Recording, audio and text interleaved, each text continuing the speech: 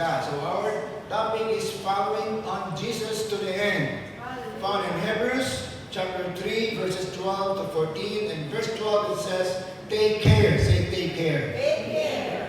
Brothers and sisters, that there will not be in any one of you an evil, unbelieving heart that falls away from the living God.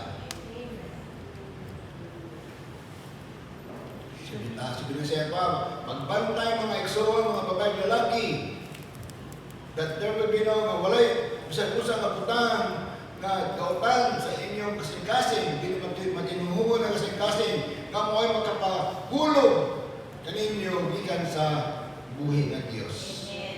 Mahulog din nga po, no? And in verse 13, but encourage one another every day. Say encourage. Praise God. As long as it's still called today. So that none of you will be hardened by the deceitfulness of sin. Ito yung pinakakalaban natin ng ating sarili, no? Ating kasalanan. Sometimes it props up. Nasa Panginoon tayo, pero nagkasala pa rin tayo. Minsan, naghihirapan tayo, we struggle in that. Just like what Paul said. That there's a tug of war in his life, inside him. Tama at mali. Verse 14, for we have become partakers of Christ if, meron pong if dito, for we have become partakers of Christ if we keep the beginning of our commitment firm until the end. Amen. Wow! So we are secured. Amen. Amen. If we keep the beginning of our commitment firm until the end.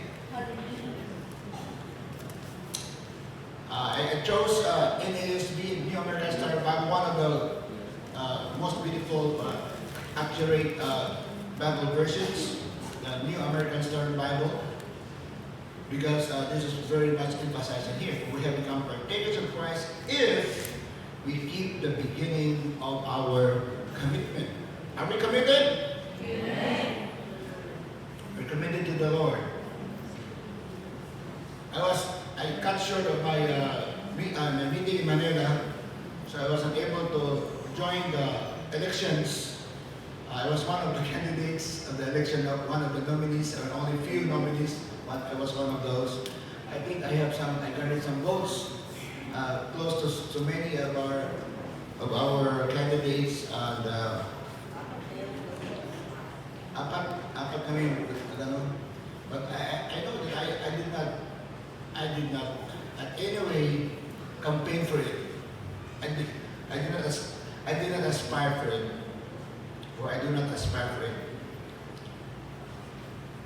But I have a commitment here in West Mincom because supposed to be my meeting was April 4, so it was on my calendar to be with West Mincom because that's it's been part of us in our church that I am part of West Mincom, being one of the advisors sa board of West Mincom.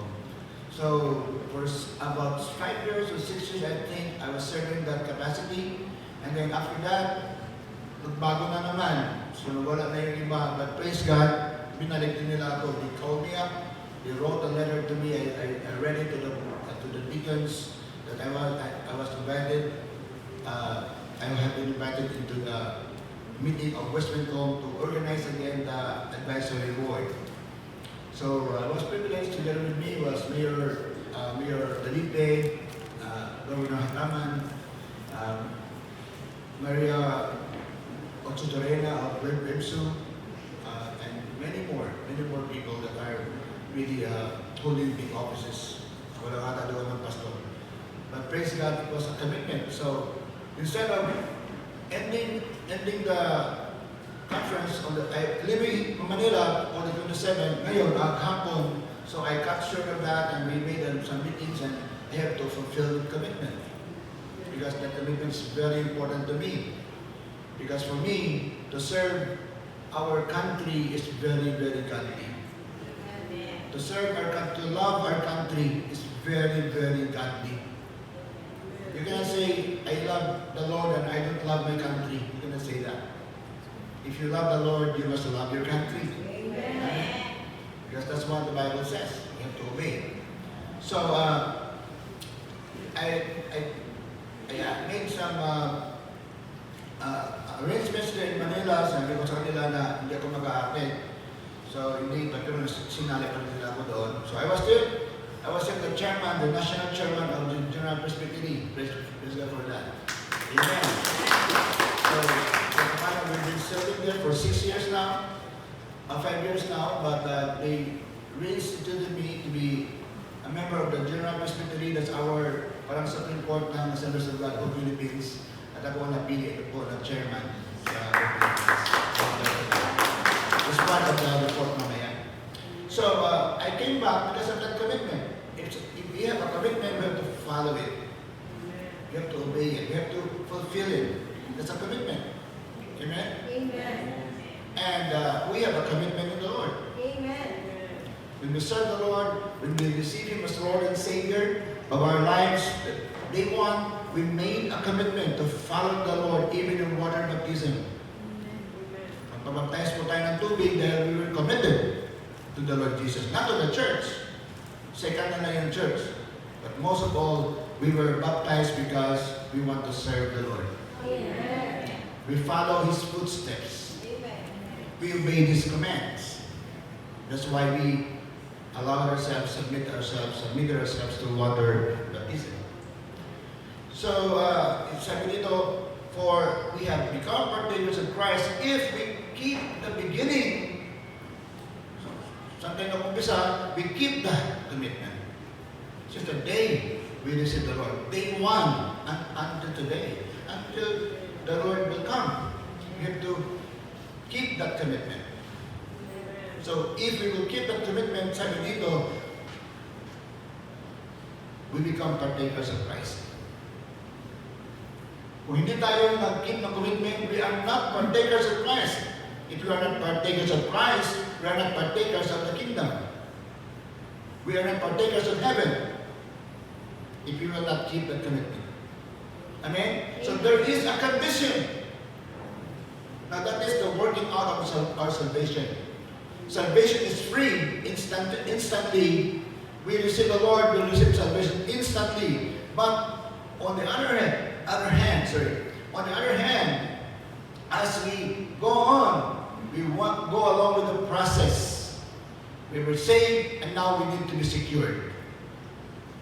Amen? Yan natin masigurado.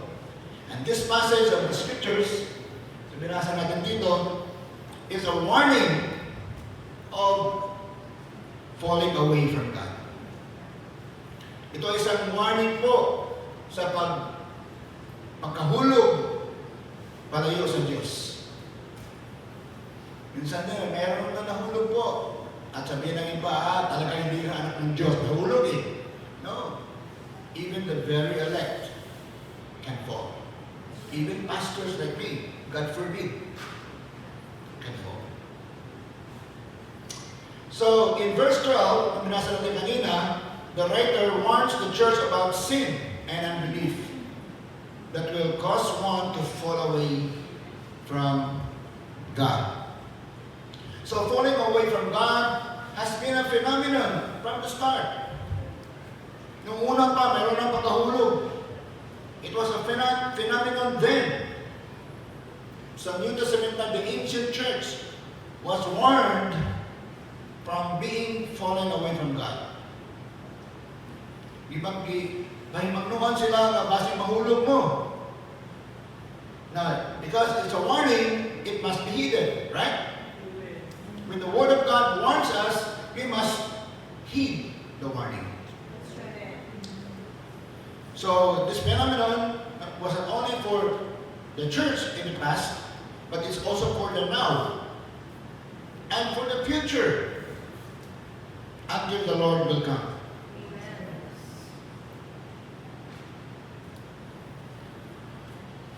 Marami na po nahulog. Many. We're not judging them, but they seem to be fallen. Hindi man tayo pwede mag-judge. Hindi naman mahirap tingnan na bakit naglalasing na, bakit bumabalik na sa gawain ng sanlibutan. And it's easy to say to other people, hindi talaga anak ng Diyos yan.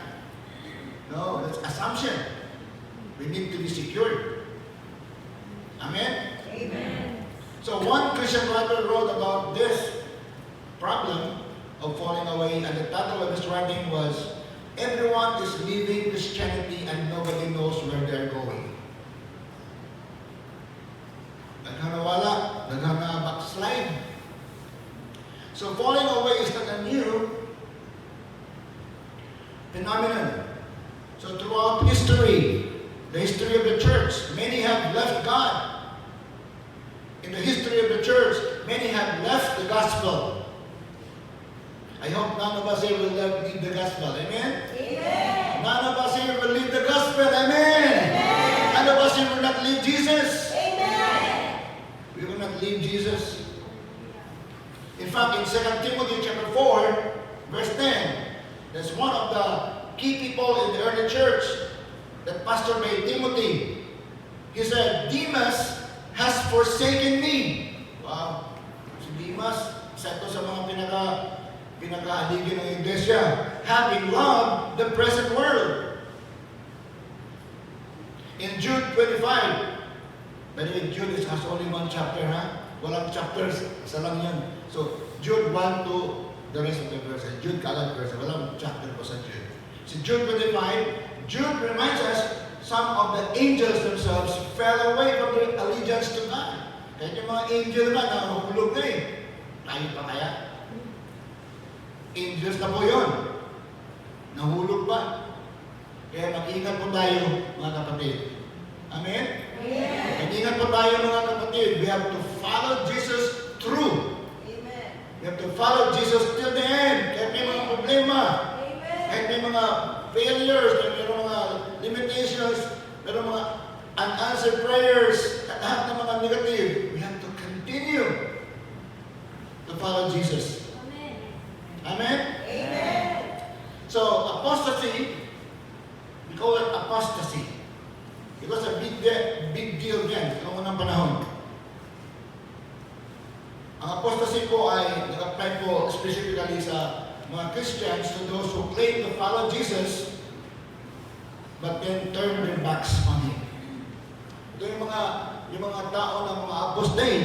Ito yung mga Christians ng unang panahon at saka ngayong mga panahon at saka susunod ng mga panahon. Ito yung mga Christian na tinalikuran nila ang Panginoong Hesus. Tinalikuran nila ang Panginoong Hesus. Sila po ay mga followers na ni Jesus, pero tinalikuran nila si Jesus. You know, many things happen, like when Jesus preached about His body. Remember the story? When He preached about, "Eat my body, this is my body, eat it." Maraming umalis. Eh sabi na kay Peter, "Peter, are you going to leave me?" Sabi ni Peter, "To whom shall we go, Lord? You are the life." So Hebrews, the book of Hebrews, especially in this particular verse, warns us against allowing the unbelief of hardened, sinful heart to cause one to fall away. So the word apostasy is the Greek word apostinai, turn away from, forsake, apostatize from. Yan ang ibig sabihin doon. Umalis, forsaking. So the word means a falling away from, sa ating definition. A deserting or a turning from a position that was formerly held. Noon, Christian siya, position yan eh. Ngayon, hindi na. That's apostasy. Yan ang delikado po ng kalagayan. Kaya, wino-warn po tayo ng salita ng Diyos. Amen. Tungkol yan. So, apostasy occurs when a person who once claimed to be a believer, he claimed to be a believer and yet departed or departs from what he formerly professed to believe. In Luke 8:38, 13, the Lord said this. Those on the rocky soil are the ones who, when they hear, receive the word with joy, may joy pastor no receive the word, and yet these do not have a firm root. Hindi nag-root. They believe for a while, believers talaga, believe for a while. And in a time of temptation, they fall away. 1 Timothy 4:1.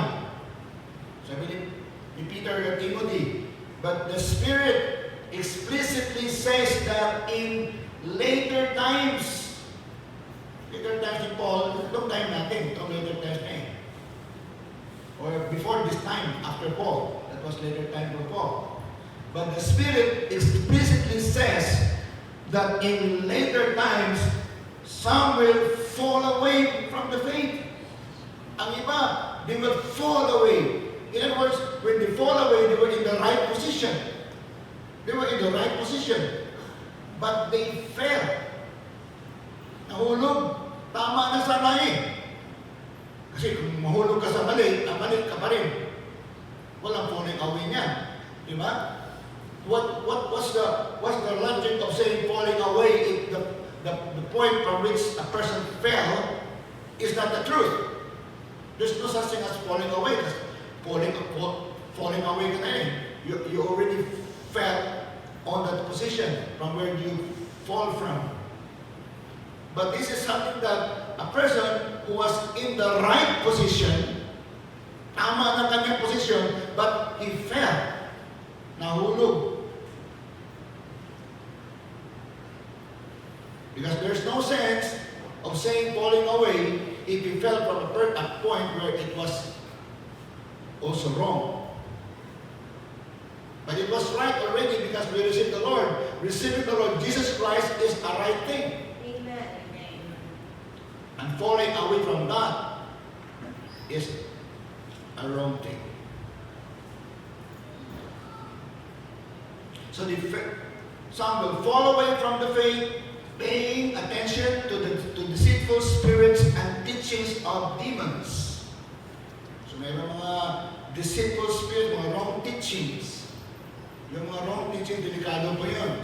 Meron din mga teachings of demons, mga unscriptural teachings. So Paul warns here, Timothy, of false teachers who brought lies, no? At mga hypocrisy nila. So spiritual deception will cause many to fall away. Pag mayroong spiritual deception, may mga false teaching, this will cause people to fall away. It's very sad. Some of our brothers here fell. They fell on bad, wrong doctrines. May mga kapatid dito na napunta na sa doktrina na hindi na niniwala sa Bible natin. May sarili silang Bible. Sinimog nila natin mga Bible. Ang Bible yung sa kanila lang. Kasi meron silang mga bias doon sa Bible nila, sarili nila. Ingat po tayo doon. Okay lang din dahil hindi naman yung we're still sad though, pero yung iba na napunta sa teaching niya ay umalis muna sa atin bago sila napunta doon. Pumunta sa ibang Assembly of God Church. Galing doon, napunta doon. So hindi natin sila na monitor. Sana pabalik sila. Sana pabalik sila. Amen po ba? Amen. Praise God. So, marami sa mga nahulog galing sa Panginoong Hesus sa darating mga araw hanggang sa end of the times. End of the end. No? So, itong mga babae lalaki ito, mga taong ito, na nag-cause ng spiritual damage at nag-manipulate sa mga tao ng Diyos, ay gumawa nito para lang sa kanilang sariling purpose. Meron sa sariling agenda. They are not teaching the Word of God so that these people will go to heaven. they're teaching the Word of God so that these people will give them money. We don't preach the Word of God in order to live. We preach the Word of God because it is our commitment. Amen. Amen? Amen. So, Paul says, they don't even have a conscience. Wala silang konsensya. Ano tinuturo. Eh sabi nila, their conscience is being seared. Parang naluto na. Nasunog ang kanilang konsensya. And that's the reason why some people fall away. We have to be careful with wrong teachings in the internet. Marami po dyan. Some people will knock on your doors. Please let me know, so that I will try to evaluate kung tama yung kanilang pagtuturo. So, when I say that we are the only ones who are right, marami namang mga tama din dyan sa ibang simbahan. Pero pag sakali merong mga right, meron din talaga hindi tama. Mag-ingat tayo, no? Amen. So, that's why sabi ni Paul, wala na kanilang konsensya. Hindi na nahihiya eh, kapal ng mukha. Kahit ano-anong tinuturo, balang mas train yung mga tao, mag-transfer ang loyalty nila galing sa church natin at doon na sa lunch mag-ano. And they are really, really being deceived. It is a scam. Grabe. That's the reason why some people fall away. Nahuli sila sa mga scammer. May scammer sa cellphone, may scammer sa internet, may scammer din sa religion. Ingat tayo, ha, mga kapatid. Amen. You have to read the Word of God. Amen. Praise God. Amen? Amen. So some people fall away because they are disillusioned. They are confused. Sino hindi makakonfuse niya? Ang dami mga teaching nagbabaha doon sa internet.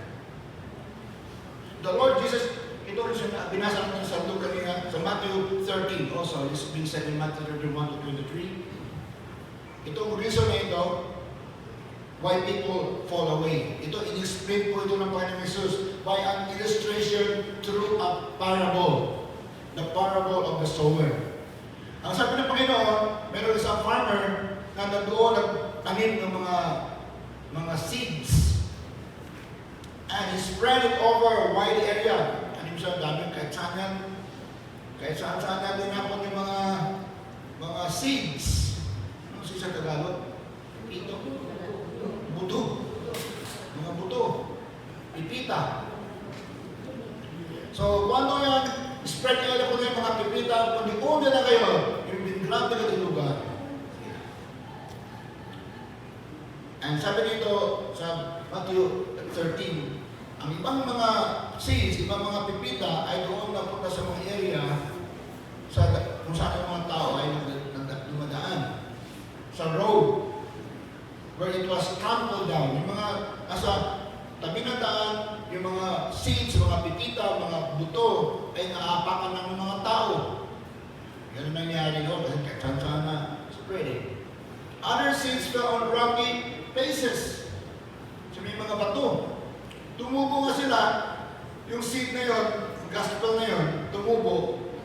Pero dumating ang El Nino, wala na. Some seeds fell in thorny paths. So maraming mga tinik, maraming mga shrubs, may mga damo-damo.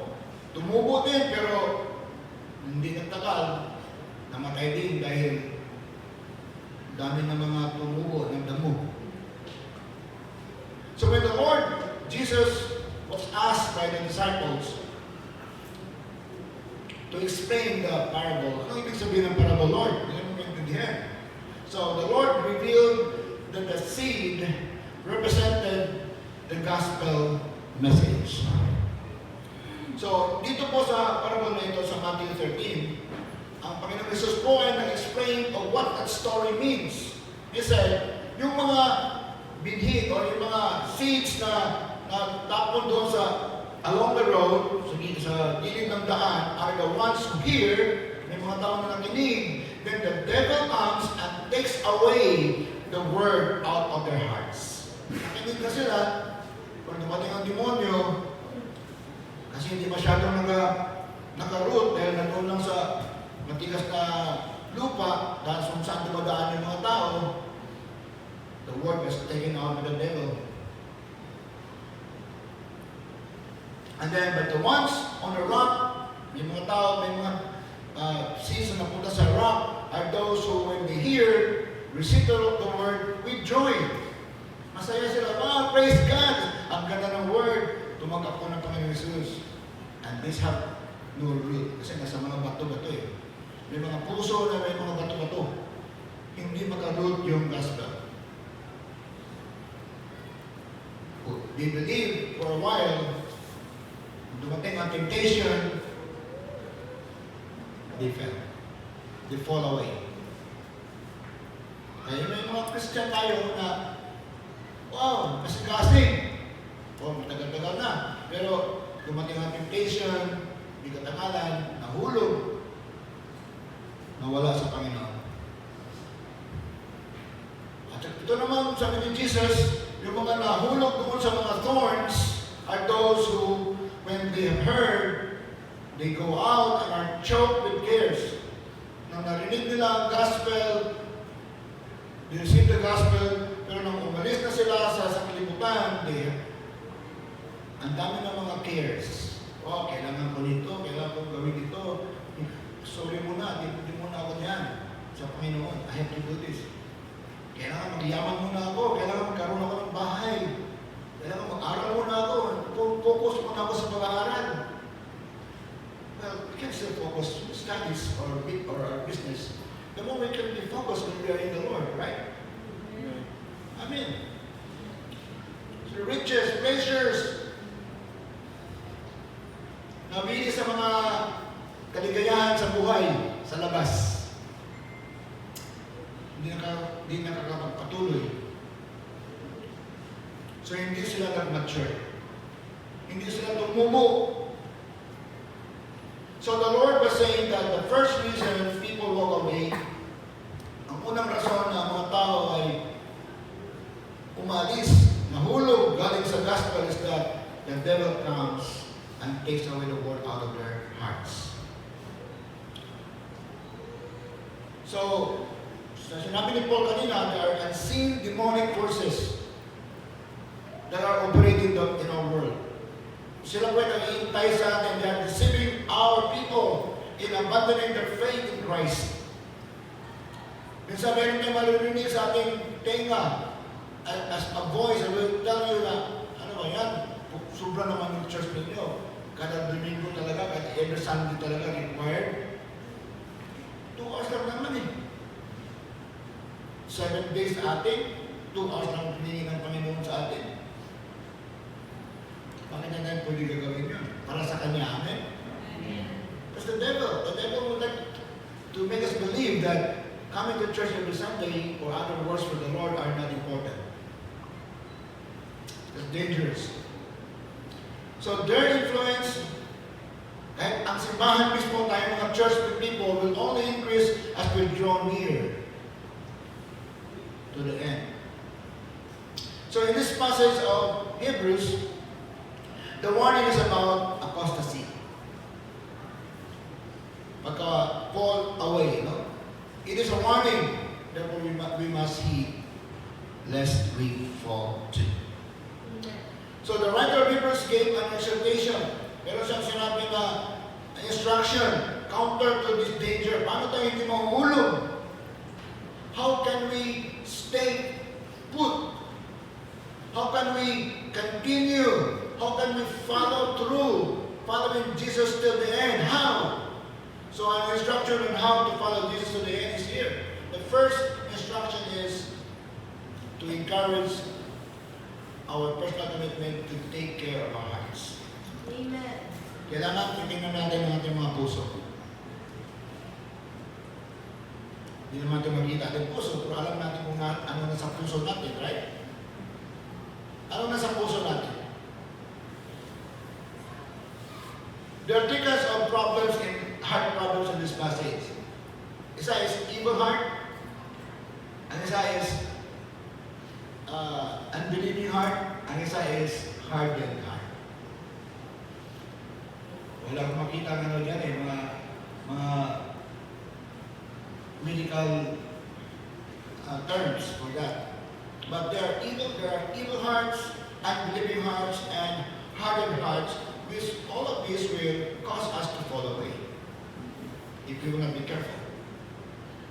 Ano tayo meron? Evil heart, meron tayong evil intentions, unbelieving heart, you have full of doubts, or your heart is hardened, maybe because of some experiences in the past that made your heart hardened. You no longer follow because your heart is hardened. Now, I would like to choose the word take care of your heart, because the word take care of your heart is also found in many versions and translations of Biblia. No? The word take care, may six versions, including our verse today in ASB and other translations. 6 of them use the word take care. Take care of your heart.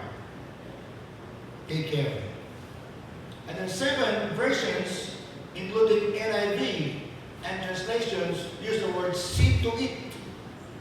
See to it that your heart will not be evil. Kailangan. Mas maganda na, see to it. Another 6 versions, including the King James Version and translations, take heed. Kailangan mag-ingat.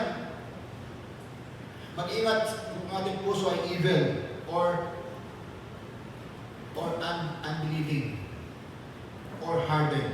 Mag-ingat po tayo. Because it is very dangerous. And then another word for that is watch out. Watch out po, ang nagsabi dito mga versions ay 3, including one of my favorite versions of the Bible, yung Holman Christian Standard Bible, is the word, they use the word watch out. Kailangan mag-ingat, magbantay. Jenny, sabi, watch out. Jenny, cuidado. Jenny, cuidado. Watch out. 3 verses yan. Then beware, ito magaling na word. Masyadong maluba. Beware, parang nakakatakot na eh. Beware. 3 versions, including New King James Version, use the word beware. Beware that your heart will be evil or hardened or unbelieving. Beware of that. There's 3 versions of the word be careful. That includes the translation, New Living Translation of the Bible. Be careful. Kailangan mag-ingat. And then one translation, the Young's Literal Translation is see. Tingnan. Tingnan mo ang puso mo. So those are very, very definitive words that we can think of the importance of watching our hearts. We have to make some evaluations. What is in my heart? Is my heart evil? Is my heart full of doubt? Or is it already hardened? Yung word, yung mensahe ng Word of God ay papasok dito, lalabas din dito. Parang wala na lang. Nagtingin ka sa picture, pero wala naman naiintindihan. Klaro naman pagkasabi sana, pero wala naiintindihan dahil wala nang focus, wala nang interest doon. It's very dangerous, church. Are we still listening today? Amen. Very dangerous. Because only if we will keep our commitment that we can be partakers of Christ. If the Bible says.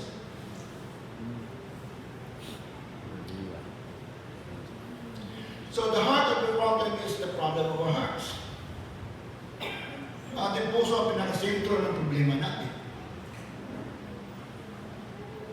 Kung mayroon tayong problema ginagawa, mayroon tayong mga reactions na ginagawa na hindi tama, it's because of our heart. And the Lord can change our hearts. Amen. Amen? He can change Only if we repent. I say, Lord, forgive me. I need, Lord God, your change, your power to change my heart.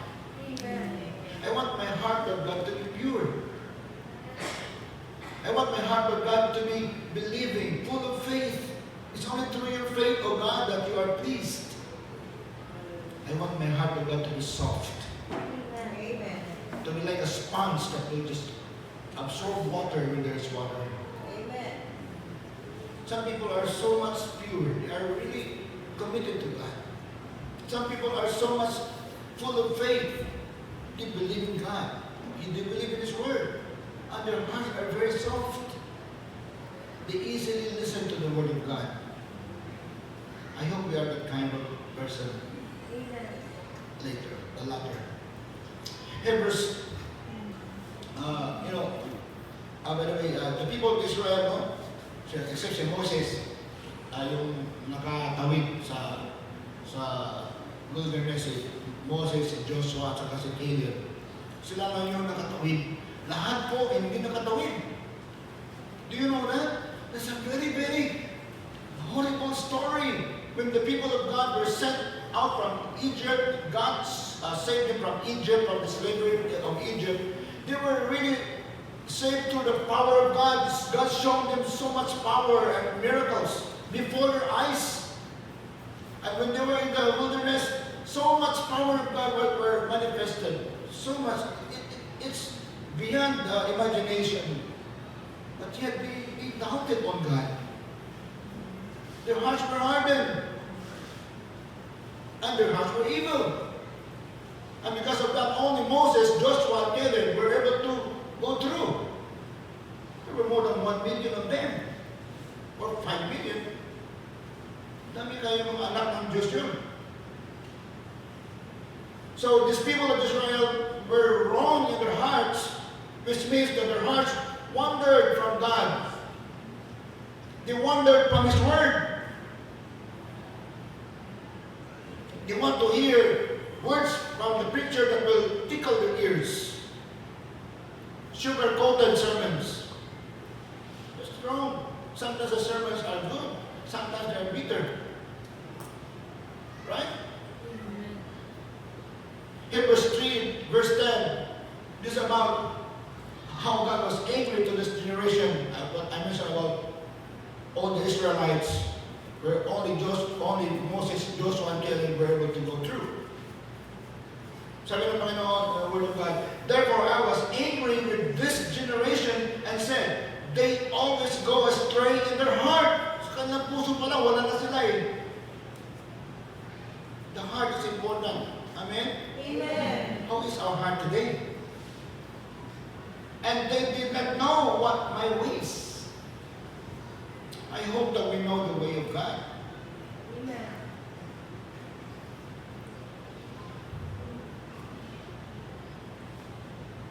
They also had evil hearts of unbelief.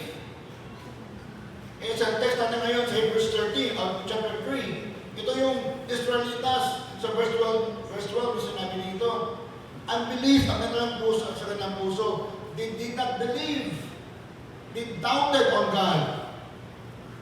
They did not believe that God would give them the victory in Canaan. Puro mga, Moses, dinala kami dito para mamatay.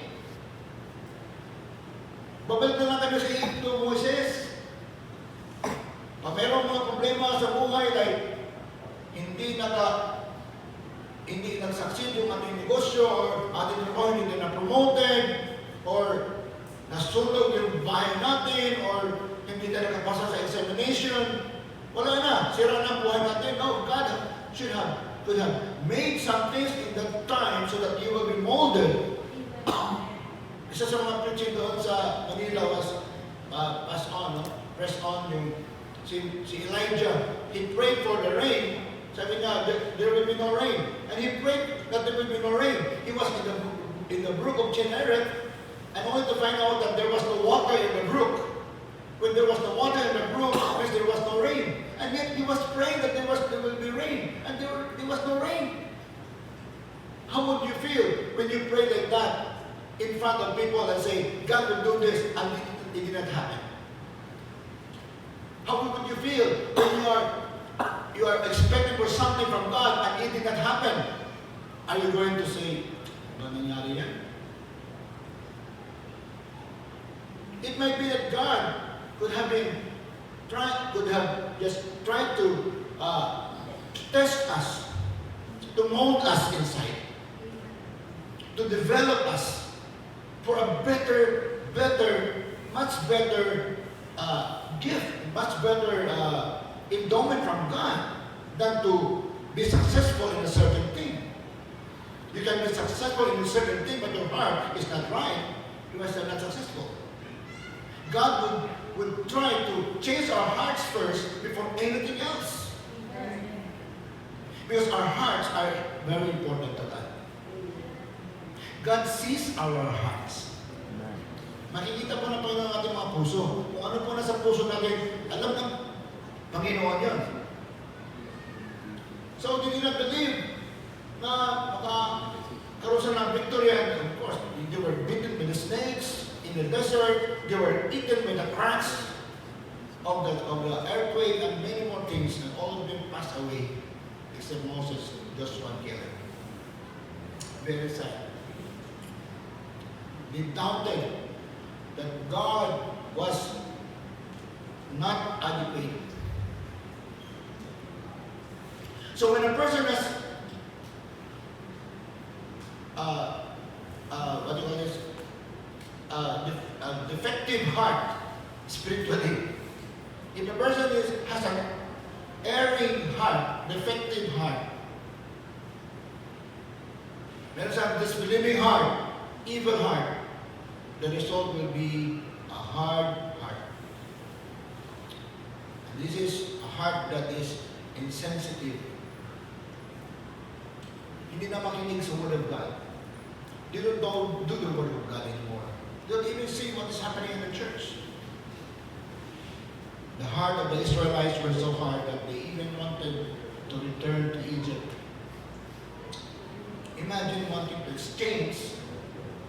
Gusto nila i-exchange yung freedom nila under God for slavery in Egypt. What kind of reason is that? I-exchange nila yung kalayaan nila sa Diyos. Doon sa, mas pinipilit pa nila yung maging slave sila sa Egypt. Anong klaseng reason yan? There's not godly reason. So we have to check our hearts. Amen? Amen. You know that we have to take care of our hearts. Bantayan natin, see to it, be watchful, beware of what is inside our hearts. Because that will determine our failure or our victory. Amen. So, to take care of the heart, Paul said, from being hardened.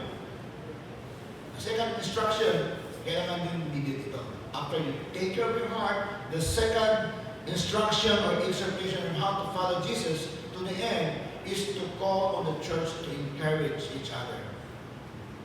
Amen. Encourage as a church, as a local church. Encourage each other Amen.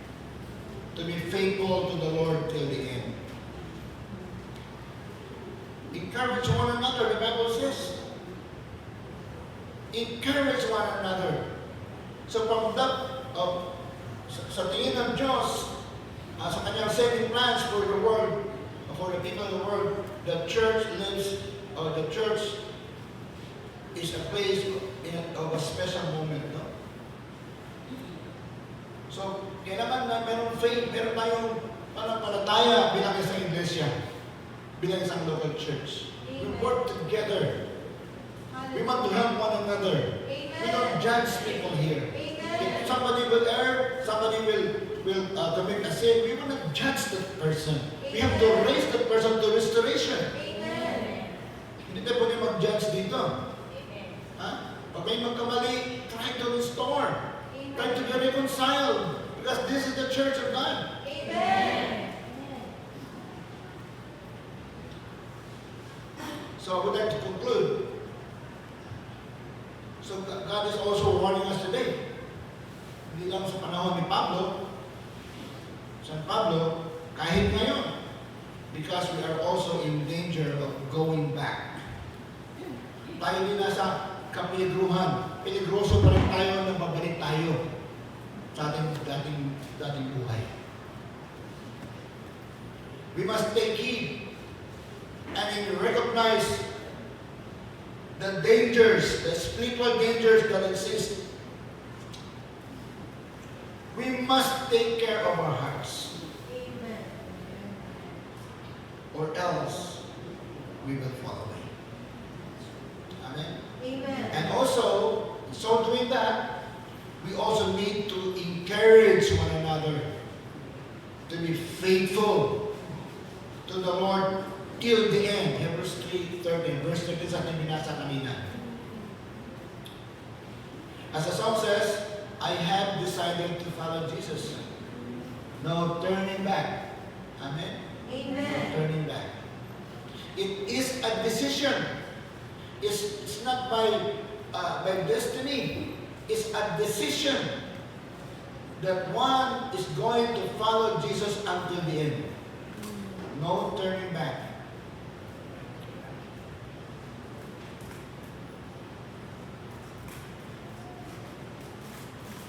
Amen? Amen. So maybe you can, can we should all stand, please? Hallelujah. Glory to God. Shall we sing the song? Maybe you can sing the song. As we are going to, respond to this song, to this message today. You can sing the song, I have decided to follow Jesus, the new one. And make this our prayer today. Lord, I want to continue with God. Not by my might, but it's through your power. Lord, I want to follow your word.